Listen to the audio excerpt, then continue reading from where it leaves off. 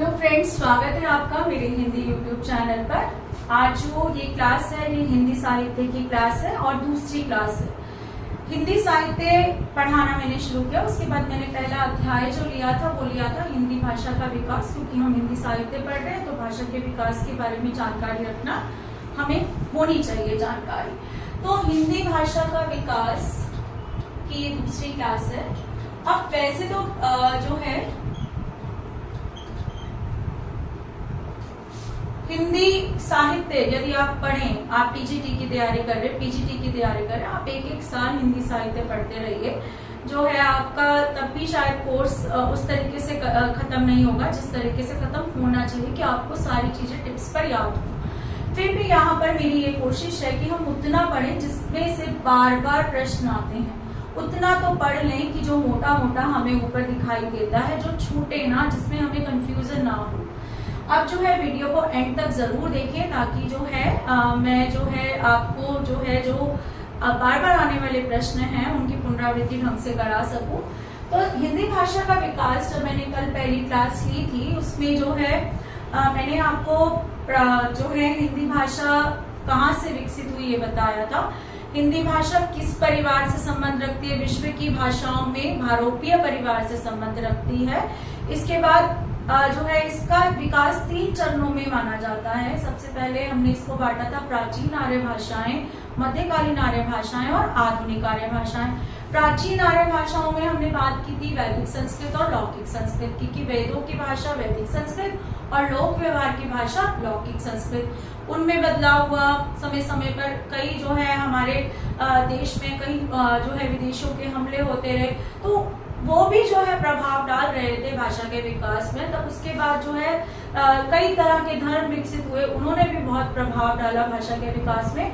तो मध्यकालीन आर्य भाषाओं में 3 भाषाएं जो विकसित हुई थी वो थी पाली, प्राकृत और अपभ्रंश। पाली बौद्ध धर्म की भाषा मानी गई मोटे तौर पर, प्राकृत जो है जैन धर्म की भाषा मानी गई और अपभ्रंश के तो हिंदी से तुरंत पहले की अवस्था क्या मानी जाती है? अपभ्रंश मानी जाती है, जिसमें साहित्य बहुत अच्छे से लिखा गया, जिसके मैंने बहुत सारे कवियों की जानकारी भी आपको दी थी। जो सबसे मुख्य जो कवि हैं वो स्वयंभू थे, जो 8वीं शताब्दी के कवि हैं, उनके बारे में मैंने आपको बताया था। अब अपभ्रंश जो है, अपभ्रंश विकसित होते होते ही हिंदी का स्वरूप ग्रहण कर रही थी, लेकिन अलग अलग राज्यों में अपभ्रंश का स्वरूप जो है वो अलग अलग तरीके से बन रहा था। तो अपभ्रंश के क्षेत्रीय स्वरूप के कारण, अपभ्रंश के क्षेत्रीय स्वरूप के कारण भारत में जो बोलियां या भाषाएं विकसित हुई वो कौन कौन सी है? जैसे शोर सैनी अपभ्रंश, इससे हुई राजस्थानी, पश्चिमी हिंदी, गुजराती और पहाड़ी। कैसे याद कर सकते हैं इनको याद कर सकते हैं कि यहाँ पर रहने वाले राजस्थान के लोग भी राजाओं महाराजाओं के शूरवीर हुआ करते थे। पश्चिम जो है हमारे देश का हिस्सा शूरवीर, गुजराती लोग, पहाड़ी लोग शूरता में सबसे आगे, तो हम शौर सैनी से इसको कर सकते हैं। उसके बाद है मागधी, मागधी से हमारी हुई उड़िया, असमिया,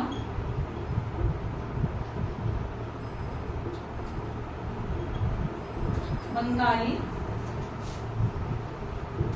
और बिहारी।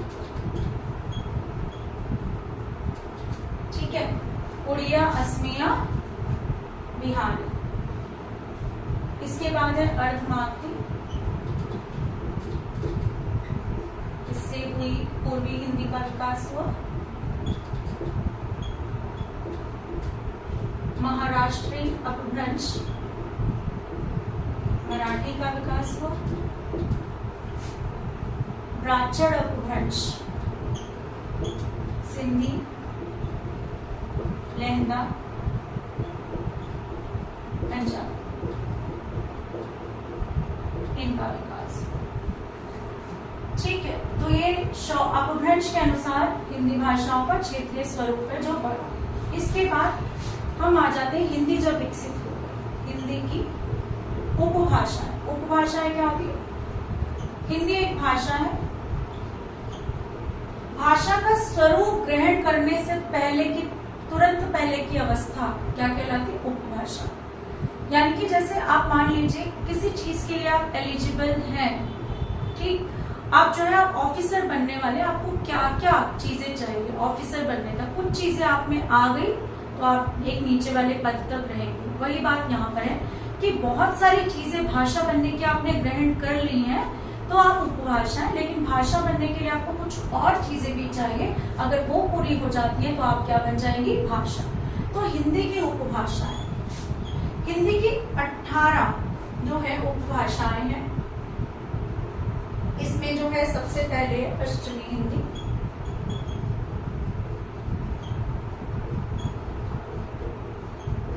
ठीक है। इसमें क्या क्या आती है? हमारी खड़ी बोली, जो आज हम जो है इसका परिनिश्चित रूप जो है हम अपने साहित्य की रचना में करते हैं। खड़ी बोली, हरियाणवी,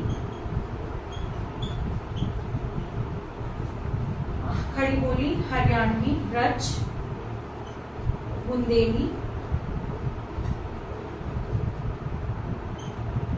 और 5वीं है कन्नौजी। इसको कैसे याद करेंगे? इसके लिए मैंने एक ट्रिक बनाई थी, आज थोड़े नोट्स बना रही थी पढ़ाने के लिए कि कितना लिमिटेड पढ़ाया जाए कि काफी हो। तो ये होता है H, ये होता है B से शुरू, ये भी B से, ठीक है। और जो है इसके बाद है K, ठीक है। 2H, 2BK, 2H, 2BK। ये ऐसे फ्लैट का नाम भी तो होता है 2BHK, 2BHK। आप इन दोनों को देखिए कि 2B, 2H, 1K। इसको थोड़ा अलग रखे तो ऐसे लगेगा ना 2BHK, 2BHK का फ्लैट, ठीक है। क्या है? हमारी पश्चिम में ले लिया हमने, तो क्या हुआ? 2BHK, 2H, 2BK, 2H, 2BK। कैसे आप कर सकते? खड़ी बोली, कन्नौजी, ब्रज, बुंदेली और हरियाणवी। इसके बाद आ जाती है हमारी पूर्वी हिंदी। पूर्वी हिंदी में आती है हमारी अवधी, बघेली और छत्तीसगढ़ी। इसमें तो कुछ कठिनाई होनी नहीं चाहिए। हम कैसे याद करते हैं इसको? ABC, ABC, अवधी, बघेली, छत्तीसगढ़ी, अवधी, बघेली, छत्तीसगढ़ी, ABC। इसके बाद आ जाती है हमारी Bihari Hindi,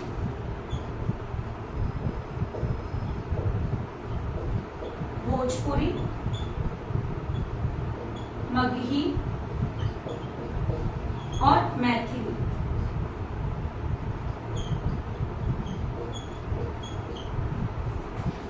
MB data, 2 MB Bihar से डेटा आया है फोन में डालने के लिए। कितना? 2 MB। कहाँ से डेटा आ रहा है? बिहार से। कितना? 2 MB का डेटा आ रहा है। इसके बाद आ जाते हैं पहाड़ी हिंदी, गढ़वाली, कुमाऊनी और नेपाली।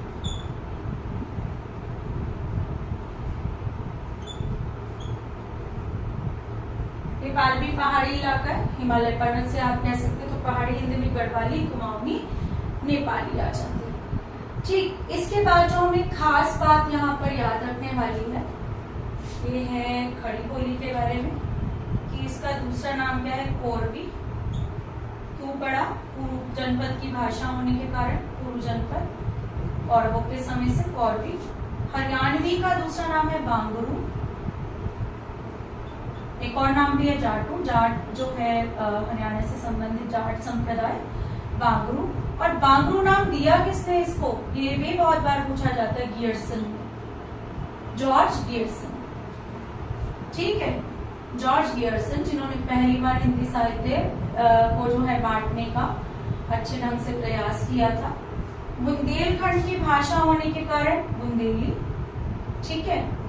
अब इसके बाद यहाँ पर और क्या याद रखने के लिए? अवधी को कौशली कहा जाता है, कौशल प्रदेश की भाषा, राम जी से संबंधित अवधी। और दूसरी खास बात क्या है?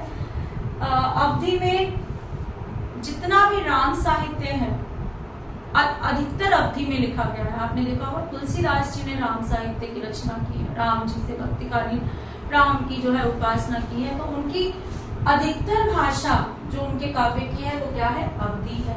ठीक, इसके बाद क्या है हमारे पास याद रखने के लिए, भोजपुरी से संबंधित एक तथ्य है कि भोजपुरी का नाम भोजपुरी किस आधार पर पड़ा। यहाँ से प्रश्न बहुत बार पूछा गया है। ये जितनी चीजें मैंने आपको लिखवाई हैं, यहाँ से हर बार एक प्रश्न जरूर आया है। तो क्या है, भोजपुरी का नाम भोजपुरी क्यों पड़ा? क्यों पड़ा? क्योंकि यहाँ पर आरा जिले के पास एक भोजपुर नामक स्थान है। क्या है? भोजपुर नामक स्थान है। बिहार में एक जिला है आरा जिला, वहां पर भोजपुर नामक एक स्थान है जिसके आधार पर भोजपुरी नाम पड़ा है। ठीक है, तो ये हमारे पास इनसे बार बार प्रश्न आता है। कैसे प्रश्न आते हैं यहाँ पर मैं बता चुकी हूँ। पूर्वी हिंदी का विकास चौरसैनी अपभ्रंश के किस रूप से हुआ है? तो अर्धमागधी अपभ्रंश से। यहाँ से कैसे आता है प्रश्न? यहाँ से आता है हरियाणवी का दूसरा नाम क्या है? बांगरू है। हरियाणवी को बांगरू नाम किसने दिया? जॉर्ज गिब्सन ने दिया। भोजपुरी को भोजपुरी नाम किस आधार पर दिया गया? भोजपुर क्षेत्र के अनुसार दिया गया। खड़ी बोली का दूसरा नाम क्या है? खड़ी बोली का दूसरा नाम है कौरवी है। क्यों पड़ा? कुरु जनपद की राजधानी होने के कारण, कुरु जनपद में बोले जाने के कारण इसका नाम कौरवी पड़ा। ठीक है, इनको याद करने की मैंने आपको तरीके बताए हैं, 2H 2B के 2BH के, आप जैसे भी इसको याद करना चाहें। इसके बाद जो है पहाड़ी क्षेत्रों के अनुसार हम देख सकते हैं गढ़वाल, कुमाऊं उत्तराखंड में है। नेपाल आपको पता है हिमालय पर्वत की जो है वहां पर श्रृंखला है, तो जो है हमें पता है पहाड़ी क्षेत्र है, तो हम याद कर सकते हैं कि पहाड़ी हिंदी का भाग है।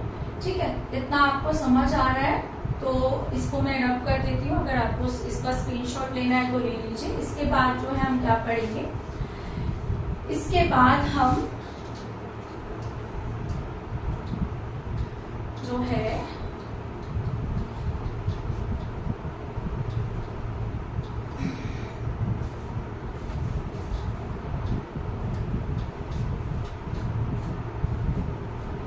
कुछ ऐसी चीजें पढ़ेंगे जो जैसे खड़ी बोली विकसित हुई, यहाँ से प्रश्न आता है सबसे पहले खड़ी बोली का प्रयोग किसने किया? तो ये प्रश्न आता है अमीर खुसरो।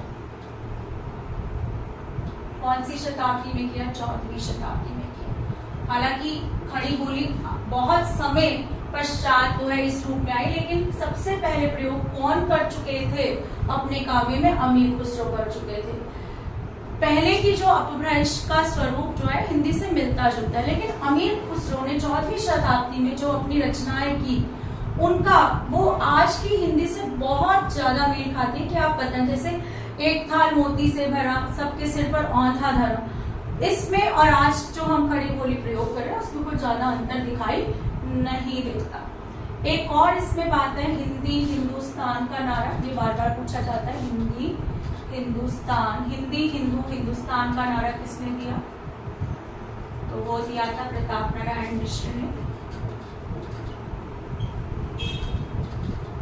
ठीक है, इसमें एक चीज और है कि हिंदी को राजभाषा बनाने की मांग कहां से आई? तो सबसे पहले बंगाल से आई थी। ठीक है, बंगाल से आई थी। अब जो है हमें क्या करना है, इसमें हिंदी का स्वरूप समझना है। हिंदी भारत की राजभाषा है। राजभाषा वो भाषा जो सरकारी कामकाज में प्रयोग की जाती है। देश के सरकारी कामकाज में जिसका प्रयोग करती है, राज्य सरकारें करती हैं, हमारी जो है केंद्र सरकार करती है। तो हिंदी जो है सरकारी कामकाज की भाषा है, इसलिए इसे राजभाषा कहा जाता है। कब मिला इसे ये दर्जा? 14 सितंबर 1949 को मिला। ठीक, इसके बाद एक चीज और आती है राष्ट्रभाषा। राष्ट्रभाषा वो भाषा होती है जो देश के अधिकांश लोगों द्वारा, अधिकतर लोगों द्वारा बोली और समझी जाती है।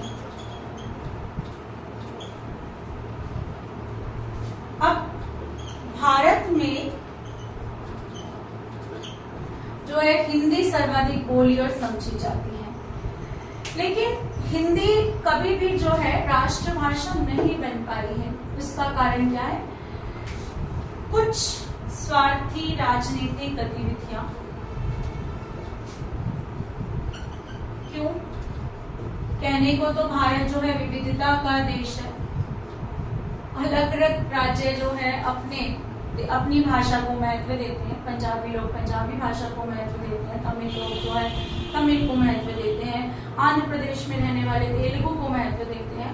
तो कोई भी नहीं चाहता कि हमारी भाषा को छोड़कर कोई और भाषा राष्ट्रभाषा कहलाए। तो इसी कारण हिंदी में सारे गुण है राष्ट्रभाषा के, सब कुछ है, लेकिन आज भी केवल कुछ स्वार्थी राजनेताओं के कारण हिंदी को राष्ट्रभाषा का दर्जा संवैधानिक तौर पर नहीं दिया गया। ठीक है, पुस्तकों में, पहले पुस्तकों में कहीं कहीं पढ़ने को मिल जाया करता था कि भारत की राष्ट्रभाषा हिंदी है, हिंदी हो सकती है, उसमें सारी काबिलियत है, लेकिन संविधान ने हिंदी को राष्ट्रभाषा का दर्जा अभी तक नहीं दिया है। ठीक है, इसके बाद आ जाते हैं हम हिंदी की संवैधानिक स्थिति जानने के लिए। ये जो है इससे अनुच्छेद पूछे जाते हैं।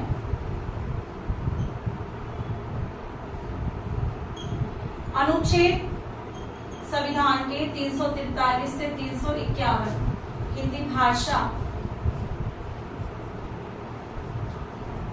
की संवैधानिक स्थिति बताते हैं।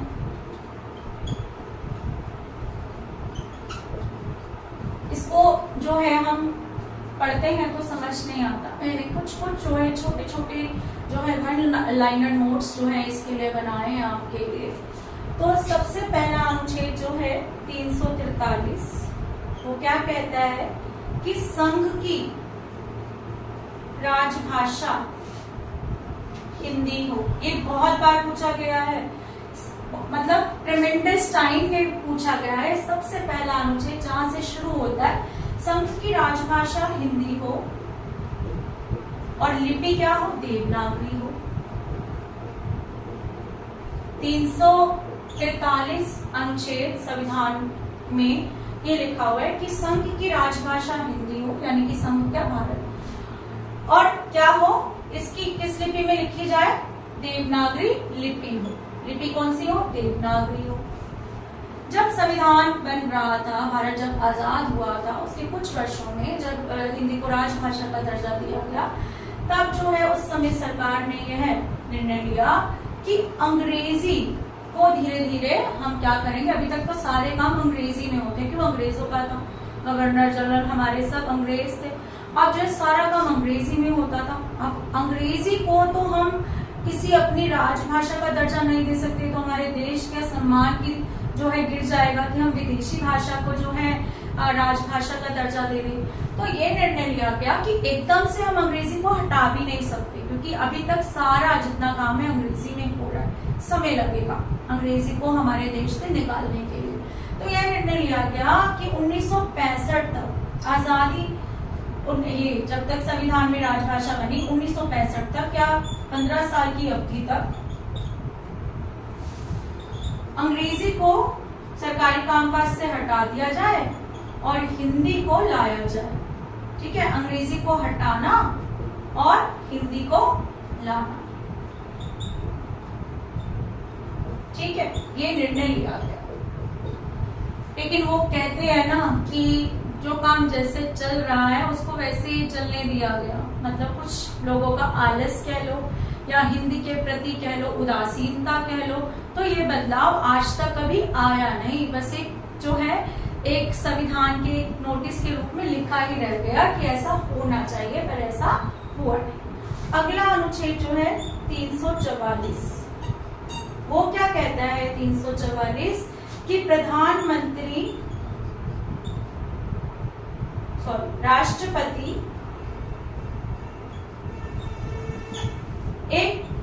राजभाषा आयोग बनाएगा,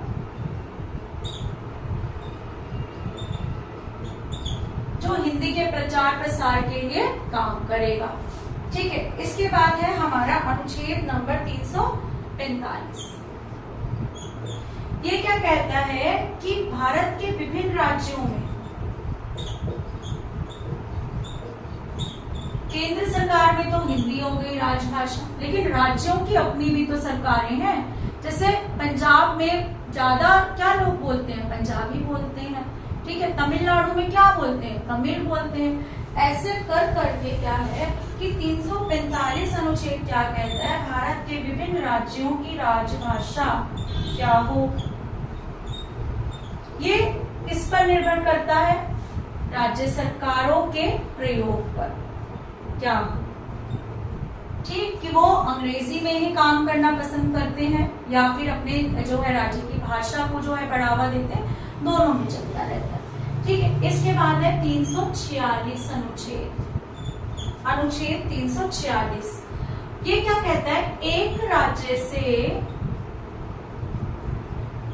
दूसरे राज्य में यदि कोई पत्र जा रहा है, सरकारी पत्र जा रहा है, तो उसकी भाषा बताएगा।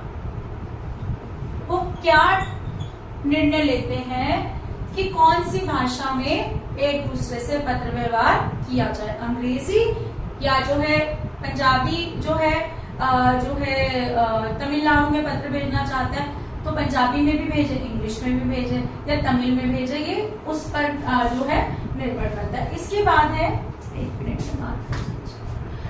अनुच्छेद 347। वो क्या कहता है अनुच्छेद 347 हमारा, इसको जो है यहां मैं रब कर देती हूं।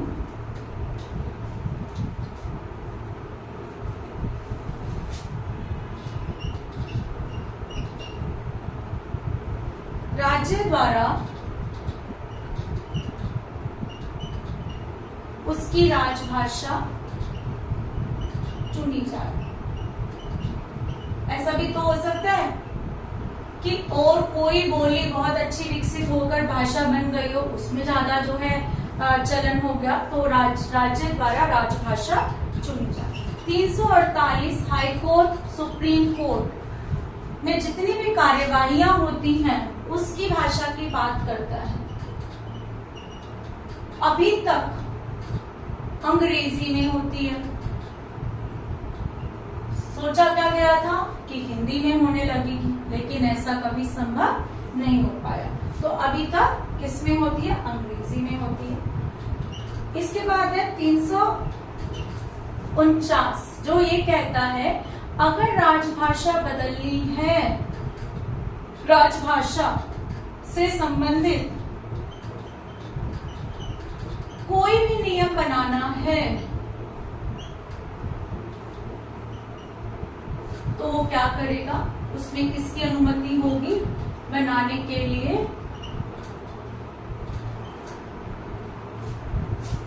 राष्ट्रपति की अनुमति और संसद की अनुमति लेनी होगी। ठीक है, इसके बाद 350 क्या कहता है कि भारत में बहुत सारे अल्पसंख्यक लोग हैं, उनके लिए प्रावधान है कि वो मातृभाषा में पत्र किसी को भेज सकते हैं, अपनी मातृभाषा में पढ़ाई कर सकते हैं। अल्पसंख्यकों के भाषा संबंधी अधिकार को बताता है।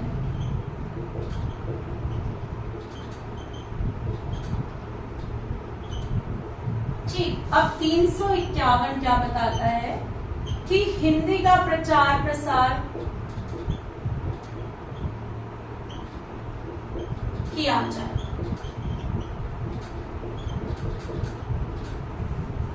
अब जो है कि हमारे 343 से 351 तक अनुच्छेद, इनमें से कौन कौन से जो है बार बार पूछे गए हैं। सबसे पहला तो ये 343, इसके बाद जो है ये 350, 351 और 348, ये बार बार पूछे गए हैं परीक्षाओं में, इन पर आपको ध्यान देना है।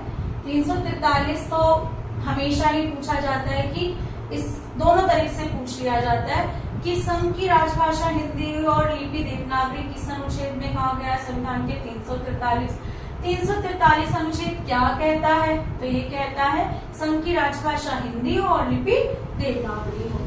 ठीक, इतना आप स्क्रीनशॉट लेना चाहते हैं तो ले लीजिए।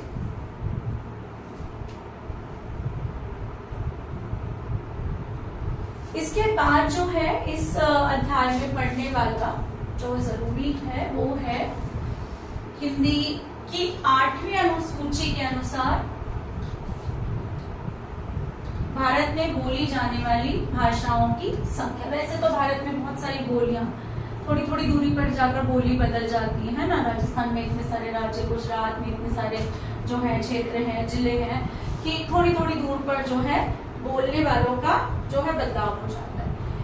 अब संविधान की ये प्रश्न आता है, संविधान की 8वीं अनुसूची के अनुसार भारत में कितनी भाषाओं को मान्यता प्राप्त है?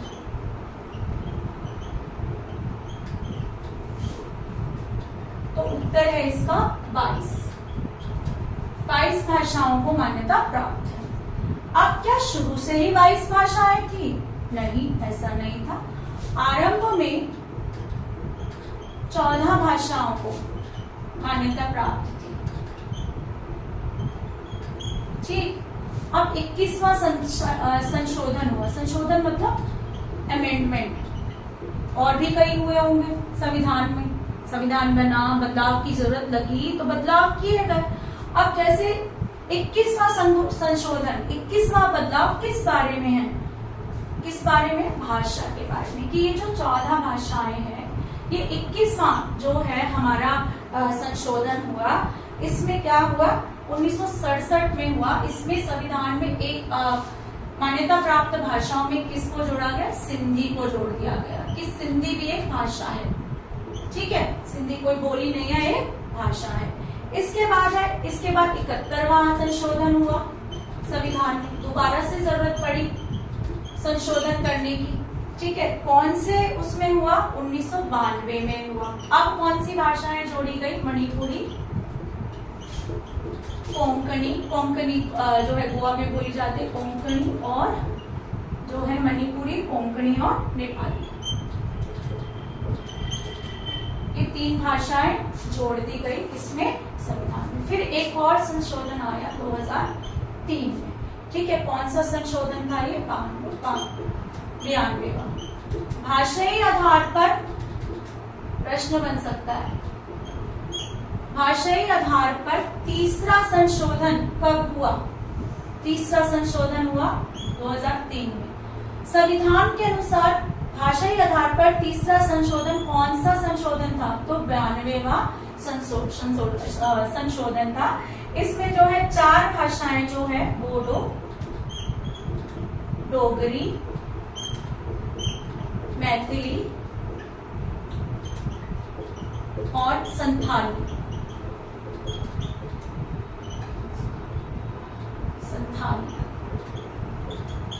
इन 4 भाषाओं को जोड़ा गया। तो 14, 15, 3, 18, 4, 22। तो आज की स्थिति में अभी तक कितनी भाषाएं 8वीं अनुसूची के अनुसार? 22 भाषाएं हैं हमारे संविधान में मान्यता प्राप्त। ठीक है, इसके बाद जो है यहाँ पर बताने वाली बात है वो क्या है?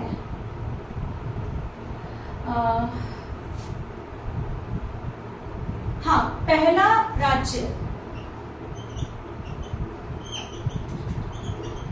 जो भाषाई आधार पर अलग हुआ, ये पूछा जाता है।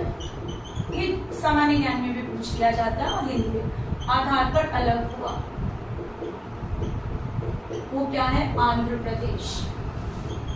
हमारे देश में बहुत राज्य जो है, जैसे भाषाएं थी पहले कम थी, बाद में भाषाएं बढ़ती गई, संख्या ऐसी। राज्य भी पहले कम थे, आजादी के समय राज्यों की संख्या बढ़ती गई, छत्तीसगढ़, झारखंड। तो ऐसे ही जब राज्य जो पहला राज्य भाषा के आधार पर अलग हुआ वो क्या है, आंध्र प्रदेश। कौन सी भाषा बोली जाती है, तेलुगु। किसने प्रयास किया, तमिल बोलने वाले जो हैं, तमिलनाडु से अलग हुआ। तमिल बोलने वाले जो है ये तेलुगु बोलने वाले को अल्पसंख्यक समझते थे और इन पर काफी अत्याचार करते थे। तो एक थे कोट्टी रामल्लू नाम के जो है आंध्र प्रदेश के एक व्यक्ति थे, जिन्होंने 58 दिन तक आमरण अनशन किया कि भाई हम नहीं रह सकते तमिल लोगों के साथ, हमसे नहीं सहा जाएगा, आप ऐसा करो, हमें दो अलग राज्य दे दो बनाकर। तो सरकार को उनकी बात माननी पड़ी। उनकी मृत्यु के बाद आंध्र प्रदेश एक पहला राज्य बना जो भाषाई आधार पर तमिलनाडु से अलग हुआ। ठीक, इसके बाद जो है क्या रहता है जो बताने लायक है, हमने एक चीज पढ़ी थी अभी, जैसे राजस्थानी बोली जाती है, बीच बीच में से कुछ चीजें मैं बता रही हूँ जो मुझे जरूरी लग रही है। राजस्थानी क्षेत्र में जो है मेवाती, ये राजस्थानी की जो है उपबोली है, जयपुरी, मारवाड़ी और मालवी, ये जो है उपबोलियां हैं। इसमें से प्रश्न आता है कि जयपुरी का दूसरा नाम क्या है, तो ढूंढानी। अच्छा, मेवाती से प्रश्न आता है, मेवाती नाम क्यों पड़ा, तो मेयो जाति यहाँ पर रहती थी और मेयो जाति को मेवात से संबंधित किया जाता है, तो इस यहाँ पर बोली जाने वाली बोली को क्या बोला जाता है, मेवाती। तो भाषाई हिंदी भाषा के विकास में ये जो है काफी जो है मैंने आपको कंटेंट दिया है। कुछ और भी है जो मैंने थोड़ा सा, मुझे लग रहा है कि बोली तथा भाषा में अंतर इत्यादि वो आप जानते हैं। अगर थोड़ा सा समझना चाहें तो ये है कि बोली और भाषा में अंतर, इसको कैसे समझाना चाहूंगी कि बोली जो है ही भाषा बनती है, लेकिन कब, जब इसमें बहुत सारे गुण आ जाते हैं, इसमें साहित्य लिखा जाने लगे, इसका व्याकरण बन जाए, तब बोली जाने वाली भाषा ही भाषा बन जाती है, यानी कि बोली ही विकसित होकर भाषा बन जाती है। ठीक, और इतना आप जो है दोहराएं। अगली कक्षा में मिलते हैं आदिकालीन साहित्य की शुरुआत करते हुए। क्लास अच्छी लगी हो तो लाइक, शेयर और सब्सक्राइब करना ना भूलें, और प्लीज बहुत सारे कमेंट कीजिए और शेयर बहुत सारा कीजिए ताकि मुझे जो है मोटिवेशन मिले और वीडियोस बनाने का। Thank you.